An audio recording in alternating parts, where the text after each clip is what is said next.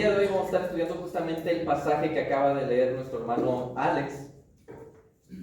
Pero antes de entrar al pasaje, de estudiarlo, de ver qué es lo que dice específicamente, le voy a pedir a Max si me puede pasar el lápiz. Y gracias. Y quiero comentar algo que a veces tal vez podemos perder de vista como cristianos. Quiero comenzar este sermón mencionando una verdad de la cual no podemos escapar ninguno de nosotros si somos creyentes. Algo que nos guste o no es una realidad en la vida cristiana. Y de lo que quiero hablar es de la guerra espiritual.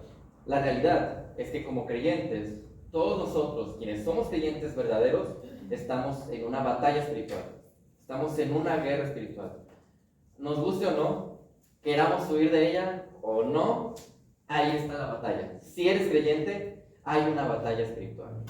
Vean lo que dice rápidamente Efesios 6:12. Porque nuestra lucha no es contra sangre y carne. O sea, realmente no vamos a estar peleando con la gente, con personas, con naciones, sino contra principados, contra potestades, contra poderes de este mundo de tinieblas, contra las fuerzas espirituales de maldad en las regiones celestes. ¿Qué son estos principados, potestades, poderes de este mundo de tinieblas? Prácticamente nos está diciendo, tu batalla es contra las huestes espirituales demoníacas. Tu batalla es contra las tentaciones, contra las pruebas, contra tu carne, contra la filosofía del mundo que va a querer introducirse en tu cultura, en tu cosmovisión, en tu manera de ver la vida.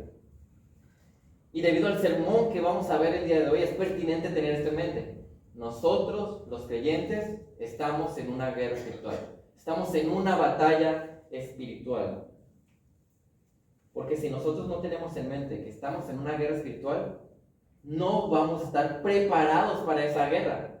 Y si yo no estoy preparado para esa guerra, yo no estoy equipado para pelear como el Señor quiere que yo esté peleando esa batalla espiritual. Y si yo no peleo la batalla espiritual, difícilmente voy a ser un creyente que glorifica a Dios. Y si no soy un creyente que glorifica a Dios, entonces, ¿qué propósito cumplo como creyente? ¿Qué estoy haciendo con mi vida como creyente? ¿Cómo le estoy respondiendo al Dios al que le acabo de cantar gracias Cristo? ¿Cómo le estoy respondiendo? Por eso es necesario entender esta batalla, esta guerra espiritual. Y el día de hoy vamos a ver justamente, he titulado este sermón, Peleando la buena batalla, basado en 1 Timoteo 1, 18 al 20. Peleando la buena batalla. Ya Pablo, haciendo un resumen súper breve y rápido, Pablo ya nos dijo, hey, cuidado, hay falsos maestros. Tienen que darse cuenta cómo son los falsos maestros para que los puedan silenciar, para que puedan frenar sus falsas enseñanzas, para que no los dejen que esos falsos estén aquí al frente. Ya les dije cómo son, dice Pablo. Ahora también ya les hablé de cómo es la gracia verdadera. ¿Y cuál es el propósito de esa gracia? ¿Por qué? Porque justamente esos falsos maestros te estaban enseñando algo diferente. Te estaban presentando un evangelio que no es el bíblico. Así que yo, Pablo, ahora te tengo que decir cuál es el evangelio verdadero. Ya te expliqué que hay falsos, ya te dije cómo es el evangelio. Ahora te voy a decir, te voy a dar ciertos principios para que tú pelees la buena batalla. Para que tú estés equipado, estés preparado para la batalla espiritual. Y el día de hoy, ya vimos el versículo, vamos a ver dos principios de cómo pelear la buena batalla en esta guerra espiritual. Tenemos dos muy sencillos observados en esos tres versículos. Respondiendo a nuestro llamado, es como nosotros vamos a pelear la buena batalla, y rechazando lo antibíblico. Sin embargo, solamente vamos a ver el punto número 1, respondiendo a nuestro llamado. Y lo vamos a ver de estas dos formas. ¿Cómo voy a responder ese llamado para pelear la buena batalla? Bueno, obedeciendo la comisión que el Señor nos ha dado y guardando la sana doctrina que el Señor nos ha revelado. Así que, sin más preámbulo, vayamos a nuestro primer punto. Y quiero leer de nueva cuenta este versículo que vamos a ver. Dice, esta comisión, aquí le está hablando Pablo, esta comisión te confío, hijo Timoteo, conforme a las profecías que antes hicieron en cuanto a ti, a fin de que por ellas pelees la buena batalla. ¿Qué vemos aquí en este versículo? ¿Dónde está esa obediencia a la comisión? Observen, dice, esta comisión te confío. Le está dando a Timoteo no un mandato como un imperativo observado en la Biblia, pero sí una orden. Le está diciendo, mira, esto que te voy a decir es tan importante como si fuese una orden que te estoy dando. Es una comisión, es un llamado, es una responsabilidad que te estoy poniendo a ti, Timoteo. Y es curioso que mencione justo esa palabra, la palabra comisión, porque en el original era utilizado en términos militares. Era como cuando un sargento le hablaba a un cabo, a un cadete y le decía, hey, tienes que hacer esto. ¿Y qué pasa cuando un soldado de un rango superior le da una orden a uno de rango inferior? Obedece esa orden porque es alguien de un rango superior. Ese tipo de palabra le está mencionando aquí cuando menciona comisión. Esta comisión es una orden que está haciendo aquí Pablo. Y en otras versiones puede ser correctamente traducida como mandato. Si usted usa la Reina Valera va a ver que dice este mandato. En alguna manera, aún en el inicio de este verso vemos claramente que hay un llamado a obedecer lo que le va a mencionar. Le está diciendo, mira, Timoteo, la responsabilidad que voy a poner sobre ti es bien importante, así que presta atención y cúmplela, hazlo. Y no es la primera vez que Pablo se refiere a Timoteo de esa manera. Pablo, como su padre espiritual, como aquel que lo ha discipulado, como aquel que lo ha acompañado y que ahora incluso son colaboradores en el ministerio, le habla de esta manera para que Timoteo entienda lo importante de sus palabras. Vemos también en 1 Timoteo 5:21, te encargo solemnemente en la presencia de Dios y de Cristo Jesús y de sus ángeles escogidos. Observan la tonalidad en la que Pablo le habla a Timoteo. Este peso tan grande dice, mira, en presencia de Dios, de Cristo y de los ángeles, para que veas lo importante que te estoy diciendo. Pero no solamente podemos resaltar el mandato que le está mencionando aquí, esta comisión, sino que incluso esta pequeña frase de confío es importante. Porque le está demostrando, sí, Pablo a Timoteo, que hay algo importante, pero también le está diciendo, te lo tengo que comisionar a ti, porque justamente tú eres una persona en la que yo confío, en la que yo puedo depositar esta confianza para que realice esta tarea. De hecho, cuando en la cultura griega utilizaban este término te confío, era como aquel término, aquella acción en la que alguien iba a un banco y depositaba su dinero para guardarlo. De tal manera que confiaban que su dinero iba a estar seguro y bien guardado en ese banco. Este es entonces el tono en que Pablo le está hablando a Timoteo, como si fuese una orden, poniendo mucha responsabilidad en sus hombros, pero confiándole también esos principios tan importantes que él tenía que acatar. Según en Timoteo 2:2 dice, y lo que has oído de mí en presencia de muchos testigos, eso encarga a hombres fieles que sean capaces de enseñar también a otros. Ya Pablo, antes y después, como lo podemos ver aquí, ha confiado en Timoteo y le ha encargado cosas importantes, ha confiado en él. Y antes de seguir analizando el versículo, quiero que vean, porque esta es una buena manera en la que Pablo está mostrando este corazón pastoral. Porque Pablo le está dando una comisión importante a Timoteo, algo que tiene que cumplir, pero le sigue tratando con ese amor fraternal. Él le menciona, pero te lo digo a ti, hijo Timoteo, te estoy hablando a ti ciertamente de algo muy importante, pero sigue mostrando Pablo ese cariño. Es inevitable para Pablo no expresarse de esa manera con Timoteo porque era su hijo espiritual, había una relación tan cercana, que es por eso que había comisionado a Pablo, a Timoteo, para que fuese a ese lugar a tratar tantos problemas que había en Éfeso. Está expresando ahí el gran amor fraternal que había para con él. Y esa comisión a la cual Timoteo debe de obedecer se sustenta en lo que dice a continuación.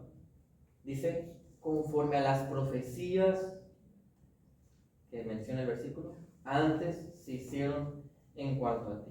Y yo creo que esta es la parte más compleja de interpretar de este pasaje, debido a que realmente no tenemos mucha luz. De hecho, no hay más luz en la Biblia sobre, pero ¿qué profecías? Pablo, ¿cuáles son esas profecías? Explícanos, dinos a qué te refieres. Realmente no hay mucha luz.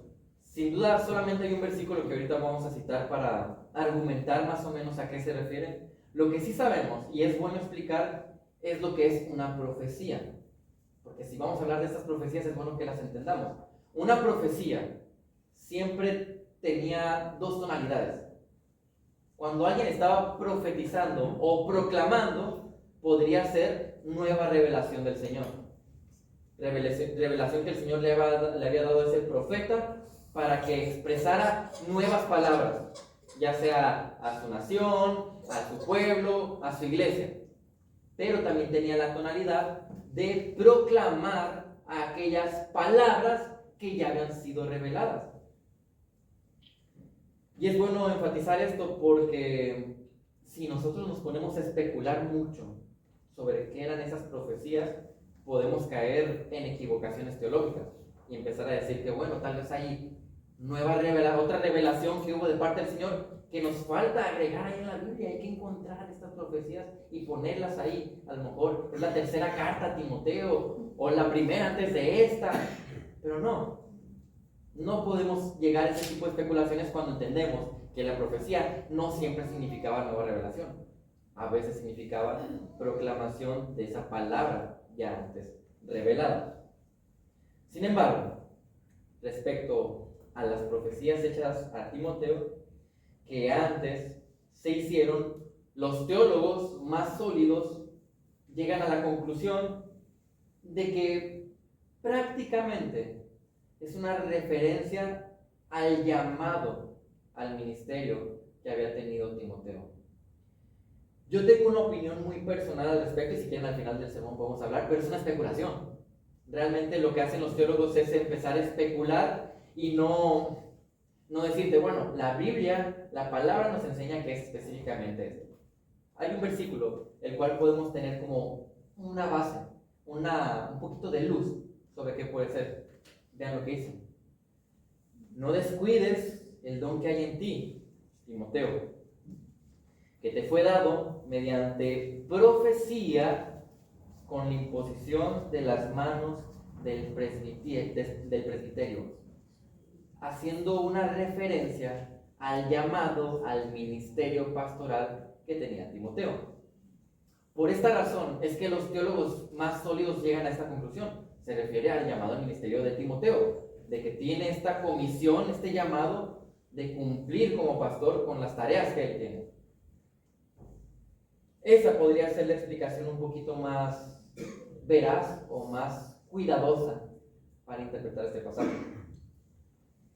La palabra no nos da más luz, pero por el contexto podemos llegar a que esa es la conclusión. Independientemente, hermanos, de cuál sea esa profecía, entendemos por el versículo que se estaba poniendo, le estaba diciendo a Timoteo, tú tienes un llamado al ministerio, y todos lo tenemos. La diferencia es que tal vez él era llamado al ministerio pastoral, pero pregunta, hermanos, ¿cuántas personas en la congregación son llamados al ministerio pastoral? Si mucho, tal vez 2%, 3% de la congregación, 5%. Es mucho, ¿verdad? Tal vez. son pocos los pastores, son pocos los llamados al ministerio. Entonces, el versículo que estamos estudiando el día de hoy, ¿no es para nosotros, el resto de la congregación? Claro que sí, porque la congregación, todos los creyentes han sido también llamados y comisionados a vivir de una manera digna del Evangelio. ¿Y qué tiene que ver eso? Ahorita lo van a ver. Ahora, yo considero que esa es la correcta interpretación debido a que ese es el modelo bíblico que estaban ellos expresando al inicio de la iglesia primitiva. El hecho de que pastores, o en el primer caso los apóstoles y pastores, fueron los que levantaban u ordenaban a otros pastores. Y creo que es importante mencionarlo, porque nos vamos a encontrar con otros grupos que ellos consideran que el gobierno de la iglesia debe ser diferente. Y sin duda alguna pueden ser grupos a los que respetamos muchos, grupos que son sólidos en las doctrinas que son cardinales para nuestra salvación, pero nuestra postura como iglesia es pensar que el gobierno de la iglesia es dirigido por los líderes, que son los pastores, y que son los pastores quienes levantan a pastores basados en lo que la misma palabra del Señor nos dice. Por esta causa te dejé en Creta, para que pusieras en orden lo que queda. ¿Y qué más dijo a Tito? Y designaras ancianos en cada ciudad como te mandé. Le está diciendo a Tito, Tito, ¿tú qué? ¿Eres un pastor? Levanta pastores en las otras iglesias. Sé que parece que acabo de sacar la liebre del corral. Parece como que, épale, pero eso qué tiene que ver con el tema, pero es algo que nos va a ayudar a entender esta profecía o esta comisión que tenía Timoteo. Así que justamente ese llamado, esa profecía, ese ministerio que se hizo en cuanto a él, acerca de su llamado, nos empieza a pintar un panorama, más o menos, de las tareas, de las responsabilidades que tenía Timoteo. Entonces, ¿cuál dice Pablo que es el propósito de mencionar todo esto? Ahí lo pueden ver ustedes en sus Biblias. A fin de que por ellas, las profecías que pensamos, entendemos, puede ser su ordenación como pastor, dice, pelees la buena batalla. Y ese es el punto central del pasaje. Le está comisionando, poniendo la responsabilidad para que él entienda que el principio es, como tú eres llamado, entonces tienes esta responsabilidad de pelear la buena batalla. Básicamente, la orden que daba Pablo a Timoteo es que basado en el llamado que tenemos como creyentes, nosotros tenemos que luchar en la guerra espiritual. Y esa es la idea que gobierna el texto. Todo gira en torno a responder y mostrar lo que vemos aquí sobre pelear la buena batalla. La comisión de luchar esta guerra espiritual, el mandato de responder al llamado al ministerio que todos tenemos. Muchas veces hemos hablado de que hay que cumplir con nuestro ministerio y podemos confundirnos un poco porque estamos habituados a escuchar que los ministerios son hacer el aseo, los ministerios son tocar en la alabanza, dar clases a los niños. Pero cuando hablamos de que nosotros estemos enfocados en trabajar y vivir en la obra de nuestro ministerio, nos referimos a nuestra vida como creyentes, a nuestro crecimiento en la piedad, a ese proceso de santificación en el que estamos cada día más y más semejantes al carácter de Cristo. ¿Qué creyente puede decir que no ha sido llamado a ser como Cristo? Nadie. ¿Por qué nadie puede decir eso? Porque la palabra revelada te dice que ese es tu llamado como creyente. Ser como Cristo. Y si yo quiero ser como Cristo, ¿saben qué es lo que va a pasar? Nos vamos a encontrar con pruebas, con tentaciones que nos quieran apuntar hacia el otro lado. Que te digan, no, no seas como Cristo. Mejor, más fácil, según la filosofía del mundo, satisfácete a ti mismo. Vive la vida porque es corta. Bueno, si quieres amar a Dios y a los demás, primero ámate a ti mismo para que desarrollando ese amor puedas amar a los demás. Puras falsedades, puras mentiras que te quieren empujar a lo contrario. Por eso es entonces que yo tengo que pelear la buena batalla. Yo tengo que estar preparado para esta lucha, para esta guerra.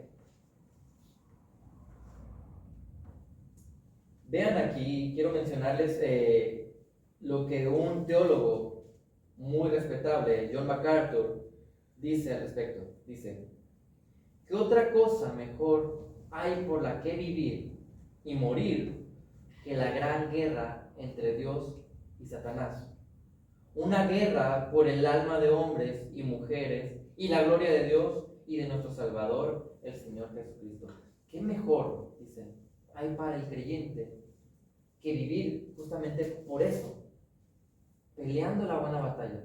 ¿Qué mejor hay para el creyente que estar preparado y equipado para responder en la guerra espiritual? No hay nada mejor, porque nuestra vida le pertenece a Cristo. No hay nada mejor que estar enfocados en crecer espiritualmente. No hay nada mejor que mi vida cada día pueda darle más y más la gloria al Señor. Y eso sucede cuando estás peleando la buena batalla.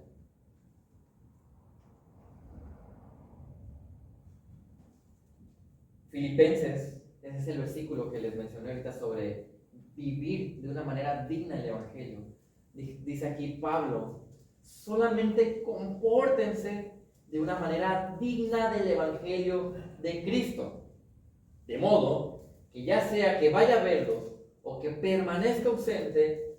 Vean qué es lo que Pablo está definiendo que puede ser mostrado como vivir de una manera digna del Evangelio.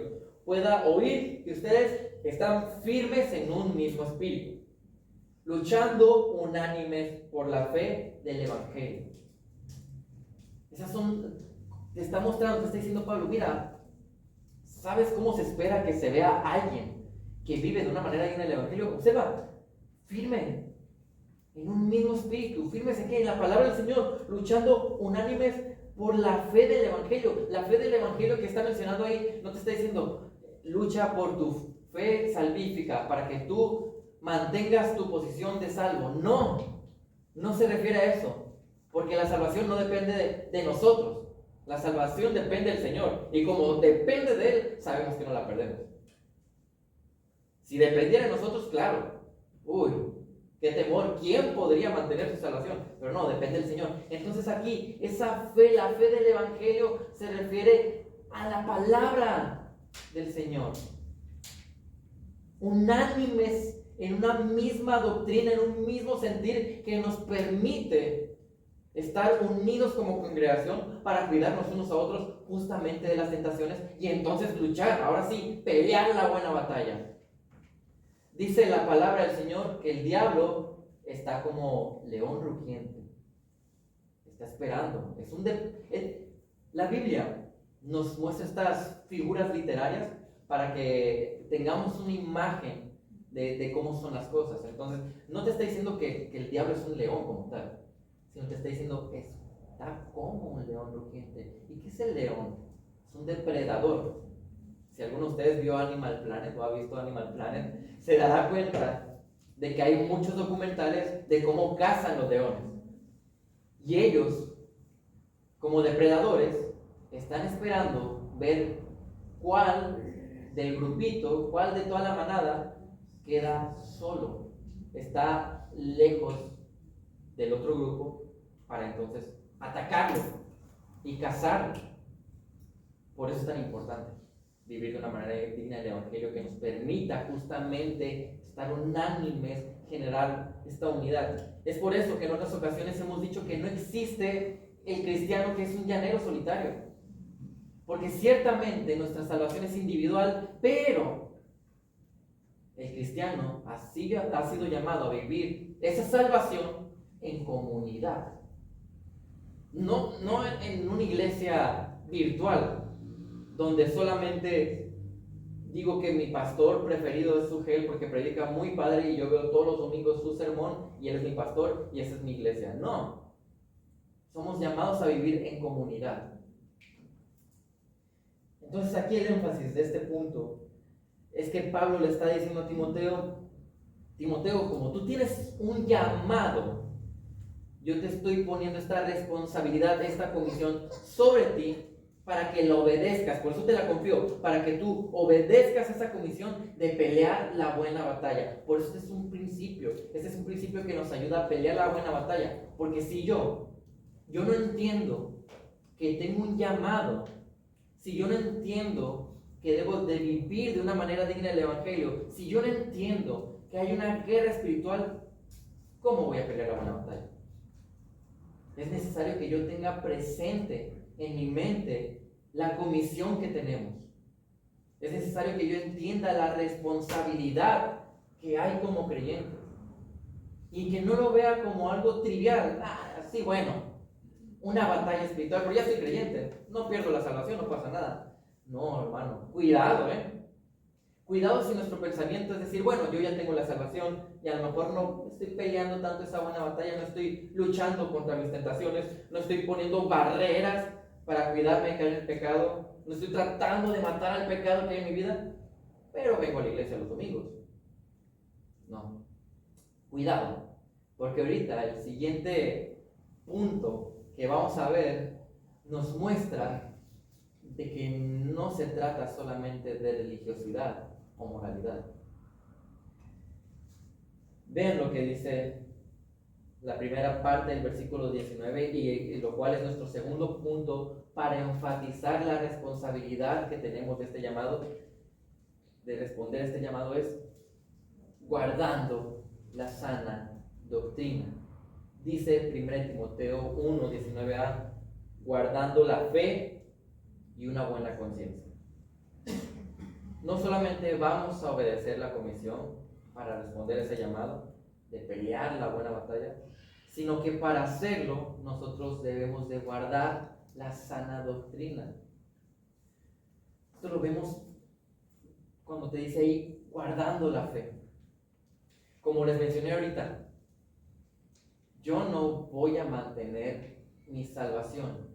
Y aquí el versículo, cuando dice guardando la fe, no te está diciendo precisamente que vas a guardar la salvación. Está refiriéndose a la palabra del Señor. Guardar la fe del Evangelio, guardar la sana doctrina, la doctrina bíblica. Y es que llegamos a esta conclusión debido a que, primero que nada, ya mencionamos, uno no mantiene su salvación. Y además, en reiteradas ocasiones, podemos ver que Pablo le habla a Timoteo de esta manera. Cuando él menciona la fe en este contexto, se está refiriendo a la palabra del Señor, a la sana doctrina. Y es importante mencionar esto porque todos nosotros pasamos 6 días de la semana, antes de venir el domingo, leyendo nuestras Biblias, estudiando la palabra por nuestra cuenta. Y es bueno notar estos detalles para que cuando estamos cada uno de nosotros en nuestro estudio personal, tengamos mucho más herramientas que nos hagan entender para poder interpretar correctamente. Y una vez que yo interpreto correctamente, aplicarlo correctamente en mi vida. 1 Timoteo 1:6 dice, 6:10, porque la raíz de todos los males es el amor al dinero, por el cual, codiciándolo algunos, se extraviaron de la fe y se torturaron con muchos dolores. Aquí le está diciendo Pablo que esté firme en la palabra, en la fe. Luego él debía de guardar esa fe. En 1 Timoteo 6:20, Timoteo, guarda lo que se te ha encomendado. ¿Y cuál es el contraste de no guardar eso que se le ha encomendado? Y evita las palabrerías vacías y profanas y las objeciones de los que falsamente se llama ciencia. Te está diciendo, guarda la palabra, guarda la sana doctrina. Incluso le está diciendo, aliméntate y nútrete de esa fe. Al señalar estas cosas a los hermanos, serás un buen ministro de Cristo Jesús, nutrido con las palabras de la fe y de la buena doctrina que has seguido. Si se fijan, nos está hablando de eso, de la palabra del Señor. Por algo nos dice que la prediquemos. Entre tanto que llego, ocúpate en la lectura de las Escrituras, la exhortación y la enseñanza. Esto no es una tarea para Timoteo porque él era pastor. Porque la buena batalla, como ya dijimos ahorita, no solamente la va a pelear el pastor en su vida personal, sino que la peleamos cada uno de nosotros. Así que si yo quiero responder al llamado que Dios me ha hecho de pelear la buena batalla, no solamente obedezco la comisión, sino que yo tengo que guardar la sana doctrina. Esto es parte de lo que cada uno de nosotros tenemos que hacer para permanecer en la palabra, para guardarla, para aceptar esa doctrina bíblica. En cierta manera, eso es algo sencillo. No tiene tanta ciencia entender que yo tengo que guardar la palabra, que tengo que alimentarme, que nutrirme, que aceptarla y que vivirla. No parece algo complicado de entender. Lo difícil es qué implica guardar la sana doctrina. Eso es lo difícil. Porque entonces yo me encuentro ahora con que para guardar la sana doctrina debo de conocer la sana doctrina. Y para conocer la sana doctrina debo de leer, de escuchar, de meditar en la palabra. O sea, hay algo que yo como creyente tengo que hacer. Requiere entonces esfuerzo de mi parte, tal vez disciplina. Y ahí es lo difícil. Porque, ¿qué cosas de tu vida, de tu tiempo, vas a sacrificar para empezar a guardar esa palabra? Ahora, no solamente el versículo se queda con guardando la fe, que está en conjunto esto. Guardar la fe y una buena conciencia está junto con pegado, como decíamos de niños. Dice, y una buena conciencia. Lo que trata de explicar aquí es que básicamente quienes han de guardar la sana doctrina no solamente lo van a hacer estando firmes en la palabra, o dicho de otra manera, no solamente hay que ser cabezones teológicos. En la iglesia, Dios no quiere cabezones teológicos. Dios quiere que aquellos que recibimos la sana doctrina, la apliquemos, la vivamos. Dios quiere que en tu vida se vea eso que tú conoces. Hay un buen teólogo que define la conciencia, y es bueno definir qué es la conciencia porque nos ayuda a visualizar parte de nuestra responsabilidad como creyentes. Dice, la conciencia es algo que Dios ha dado a la mente de cada ser humano, que reacciona ante la conducta de esa propia persona. De tal manera que esa conciencia te acusa o te defiende. Vean lo que dice Romanos, para que vean que no es mentira lo que dice este teólogo. Porque cuando los gentiles, que no tienen la ley, cumplen por instinto los dictados de la ley, ellos, no teniendo la ley, son una ley para sí mismos, porque muestran la obra de la ley escrita en sus corazones, su conciencia dando testimonio, y sus pensamientos entonces, como consecuencia, acusándolos unas veces y otras defendiendo. De tal manera que la conciencia es algo que todos tenemos, pero yo tengo que programar esa conciencia. Pablo no le dice a Timoteo que guarde la fe y la conciencia. Él está hablando, de una buena conciencia. De tal manera que yo tengo que programar la conciencia que yo tengo para que sea una buena conciencia. Y programar mi conciencia me va a ayudar a mí prácticamente a discernir, me va a ayudar a distinguir sobre lo que Dios quiere, lo que es bueno y lo que es malo, lo que es pecaminoso, para que ahora sí reaccione esa conciencia y cuando algo sucede, me acuse cuando me tenga que acusar y me defienda cuando me tenga que defender. Por eso la tengo que programar, porque como venimos todos los que somos creyentes manchados del pecado, de este mundo, de tanta filosofía, nos podemos encontrar con situaciones tan triviales y sencillas que ni nos habíamos dado cuenta que ahí mi conciencia debió haberme acusado, pero no lo hizo porque aún no le he programado con la palabra del Señor lo suficiente. Hay ejemplos tan sencillos, por ejemplo, a mí me tocó acompañar a mi papá muchas veces a convenciones de diferentes grupos que se llaman evangélicos y otros que sí lo son. Unos son sectas, la verdad, y otros tal vez eran cristianos. Bueno, en estas convenciones la gente lleva sus stands para vender cosas y yo recuerdo que había una persona que estaba vendiendo música cristiana o a la que se le llama música cristiana.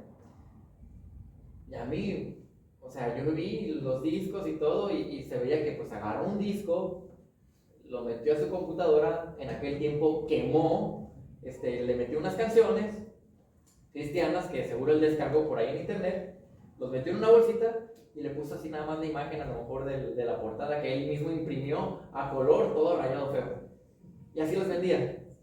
Y yo veía eso y a mí no me parecía nada malo, está vendiendo música cristiana, X, ¿no? No pasa nada. Pero mi hermana mayor, que tenía una conciencia más programada correctamente, cuando fue a visitarnos una vez a mí y a mi papá que estábamos ahí en el stand en la convención que él vendía Biblias, llega mi hermana y se pone a ver los stands. Y en eso, llega a ese stand, ve que este hombre está vendiendo eso y yo no sé las palabras que le dijo exactamente y ni siquiera puedo recordar cuando nos platican qué dijo. Lo que sé es que le confrontó y le dijo, ¿cómo puede ser posible que en una convención que se supone es cristiana se esté haciendo piratería? Y el hombre, no, pero es para bendecir a los hermanos, algo se justificó. Yo ni siquiera había caído en cuenta de que estaba mal eso, porque mi conciencia no había sido programada. Y es algo trivial, es algo bien pequeño. Bueno, si en lo pequeño no estamos programando bien nuestra conciencia, ¿cómo será en lo más importante, hermanos? Por eso es tan importante que la palabra del Señor renueve mi mente. Si yo estoy renovando mi mente por medio de la palabra del Señor, créanme, vamos a estar preparados para pelear la buena batalla. Porque yo voy a discernir, esto es pecado y esto glorifica a Dios. Y como sé que esto es pecado, me voy a alejar de él. Y como sé que esto glorifica a Dios, lo voy a agregar como uno de mis hábitos espirituales. Pero eso ocurre cuando yo he programado mi conciencia. Y no lo digo yo, lo dice la palabra del Señor. Romanos 12:2 dice, y no se adapten a este mundo, sino transfórmense. ¿Mediante qué? La renovación de nuestra mente. ¿Para qué? ¿Para qué nos renovamos la mente? ¿Para qué vamos a ser transformados? Pues para cumplir con nuestro propósito. Dice, para que verifiquen, para que distingan y disciernan y sepan cuál es la voluntad de Dios, lo que es bueno y aceptable y perfecto.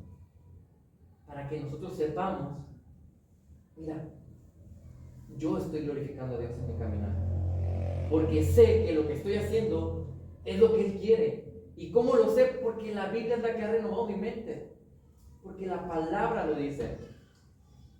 Y es bien importantísimo, de verdad, es crucial que cada uno de nosotros se preocupe por renovar su mente para programar bien su conciencia. Porque lo común, que tristemente se puede escuchar, es, no, ya sé hermano, o ya sé pastores cuando predican que ustedes me están exhortando sobre esto, pero yo tengo paz en mi corazón. Y si el Señor me ha dado paz en mi corazón, mi conciencia me dice, eso es lo correcto. Cuidado con esa paz de nuestro corazón, ¿Qué es lo más engañoso que hay? Dice la palabra. El corazón. Cuidado con esa paz. No, esa paz, no confíes en esa paz. Nuestra paz no está en nuestro corazón. ¿Saben dónde está nuestra paz? En la palabra del Señor. Ahí sí yo sé que eso es verdad absoluta. Y no esto que es engañoso, subjetivo, y que generalmente este corazón va a hacer lo que Tony quiere, lo que a Tony le gusta, lo que satisface a mi ser. Por eso les dije ahorita que este punto iba a tocar un poco más eso de aquellos que no quieren luchar con su pecado. Cuidado, porque podemos estar cayendo o en moralidad o en religiosidad. Y son dos abismos peligrosos, porque personas que son muy morales o que viven en religiosidad viven pensando que son salvos, pero no lo son. Y hay otros que sí son salvos y viven como morales y religiosos y no cumplen su propósito de glorificar a Dios. Mateo lo voy a leer yo, Mateo 7, a partir del versículo 15, si quieren irlo a buscar a sus Biblias, Mateo 7, a partir del versículo 15. Vean, quiero que vean lo que dice. Dice, versículo 15, Mateo 7:15, cuídense de los falsos profetas, que vienen a ustedes con vestidos de ovejas, pero por dentro son lobos rapaces. O sea, parece creyente, ¿eh? Parece que es uno de la iglesia. ¿Cómo los identificamos entonces si están vestidos de ovejas? ¿Cómo voy a saber que uno es un falso maestro? Bueno, dice, por sus frutos los conocerán. ¿Acaso se recogen uvas de los espinos o higos de los cardos? O sea, tú vas a estar caminando por la calle y vas a ver un árbol de manzanas dando naranjas. No, es imposible, porque el árbol de manzanas da manzanas y el de naranjas da naranjas. Entonces, te está diciendo, ¿sabes cómo saber si alguien es creyente y que no está nada más vestido de ovejas? Por sus frutos. Ve su vida, ve sus reacciones, ve sus deseos, ve sus decisiones. Y entonces, esos son frutos de lo que está pasando en él. Continúa el versículo 17. Así, observen, todo árbol bueno da frutos buenos. O sea, el que es creyente, evidencia que es creyente. Pero el árbol malo da frutos malos. Un árbol bueno no puede producir frutos malos, ni un árbol malo producir frutos buenos. Todo árbol que no da buen fruto es cortado y echado al fuego. Y reitera, así que por sus frutos los conocerán. Ahí en el versículo 20. Recuerdo que mi papá a veces cuenta una historia de conversaba con un varón que estaba visitando la iglesia, otra iglesia, y este varón, era cuando tenía la librería que le caían cristianos de todos lados, decía, se jactaba, oh, fíjate que mi esposa va a un grupo de mujeres, y decía, jactándose de su mujer, y ni saben que es cristiana, y lleva tantos ahí en ese grupo de mujeres, y ni saben que es creyente. Mira, qué bien se camuflajea, ¿verdad? ¿Qué frutos estaba dando esta mujer entonces? ¿Y cómo el esposo se iba a jactar de eso? No tiene sentido. Triste, ¿no? Tristemente.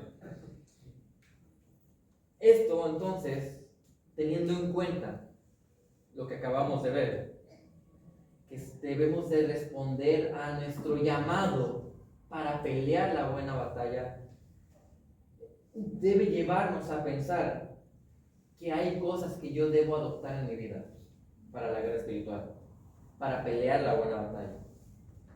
Que debemos de reflexionar en todo esto y empezar a cuestionarnos, a ver, ¿qué tan presente yo tengo en mi día a día que estoy en una lucha con el pecado? ¿Qué tan presente yo tengo que hay una guerra espiritual en la que yo he sido llamado o comisionado a vivir de una manera digna del Evangelio y obedecer al Señor? ¿Qué tanto está eso en mi vida? dentro de las responsabilidades y las trivialidades en las que cada uno de nosotros vivimos. ¿Estoy yo luchando? ¿Hay una guerra espiritual de verdad en mi vida? Y para saberlo, entonces, ¿qué estoy haciendo yo para pelear la buena batalla? ¿Acaso me acerco más a conocer esa sana doctrina que me va a mantener firme? Estoy buscando que la sana doctrina cambie mi forma de pensar para que ya no sea mi cultura, ya no sea que es que yo soy mexicano y el que no tranza no avanza. No, tengo que cambiar esa filosofía por la filosofía bíblica. Tengo que cambiar mi cultura para que entonces yo tenga una cosmovisión, una forma de ver la vida como Dios quiere que vea esa vida. Porque hermanos, iglesia, personas que estamos aquí reunidas el día de hoy, si no hay nada de pelea o guerra espiritual en mi vida, si yo no veo que mi conciencia me está acusando de mi pecado cada vez que lo cometo, entonces ahí sí hay que empezar a tener mucho cuidado, porque podemos estar engañados. Lo mencionamos constantemente. En la congregación nos vamos a topar con dos grupos. Hay dos familias solamente, y en todo el mundo solamente hay dos familias. Están los que pertenecen a la familia de Dios y los que pertenecen a la familia del diablo. Pero en la iglesia local está mezclado. Y entre los que pertenecen a la familia del diablo están los que, sí, yo estoy en contra de Dios, y abiertamente ellos lo dicen. Están en contra de Dios, no creen en Él, lo rechazan. Pero dentro de esos que están en la familia del diablo hay otro grupo que cree que es parte de la familia de Dios, pero no está ahí. Y esos que son parte de la familia del diablo, ya vimos el destino en Timoteo. ¿Qué pasa con ese árbol que no da buen fruto? Es cortado y echado al fuego. Si nosotros seguimos leyendo ahí en Mateo 7, a partir del versículo 21, te empieza a explicar, mira, para que entiendas mejor cómo es de peligrosa esta religiosidad, esta falsa creencia. Dice, no todo el que me dice, Señor, Señor, o sea, le está diciendo, yo te conozco, Dios, tú sales a la calle, ¿crees en Dios? Sí, todos conocemos a Dios. Pero ¿qué dice? No todo el que me dice Señor, Señor, entrará en el reino de los cielos, sino, ¿cuál? El que hace la voluntad de mi Padre que está en los cielos, el que está obedeciendo, el que está mostrando fruto, el que de verdad en su vida pelea la buena batalla, porque sabe que hay una batalla espiritual, porque el Señor le ha abierto los ojos y puede ver que tiene que cambiar. Y muchos, dice, me dirán en aquel día, versículo 22, Señor, Señor, ¿no profetizamos en tu nombre? Y en tu nombre echamos fuera demonios, y en tu nombre hicimos muchos milagros. ¡Wow! Es como el decir el día de hoy, en tu nombre plantamos iglesias, dirigíamos la alabanza, dábamos clase y evangelizamos a todos esos niños. Todo eso hicimos, Señor. Entonces, versículo 23, les declararé, jamás los conocí. Apártense de mí los que practican la iniquidad. Muchos que van al infierno y que van a ir al infierno van pensando justamente eso. Yo hice tal, participé en la iglesia, iba los domingos. El Señor dice, jamás los conocí. Por eso es bien importante pelear la buena batalla. Porque cuando yo me doy cuenta de la comisión que tengo y de cómo guardar esta palabra y de que en mi vida yo estoy luchando de verdad, yo tengo presente cuáles son mis pecados. Y como yo sé cuáles son mis pecados, yo estoy poniendo las barreras necesarias para no caer en tentación. Y como sé cuáles son mis pecados, yo sé ¿Qué estoy haciendo para tratar de matar esos pecados? Eso es una convicción de que hay vida en ti. Porque un no creyente no puede pelear la buena batalla. Un no creyente no puede matar su pecado. ¿Por qué? Porque está muerto espiritualmente. Pero a quienes se les ha dado vida, dice, según de Pedro, tienen todo lo que necesitan para la vida y la piedad.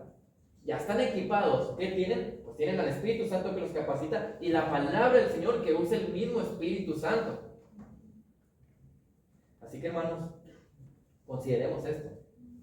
Tengamos entonces en mente que tenemos que responder a ese llamado para pelear la buena batalla. ¿Y cómo lo hacemos? Obedeciendo la convención y guardando la sana doctrina.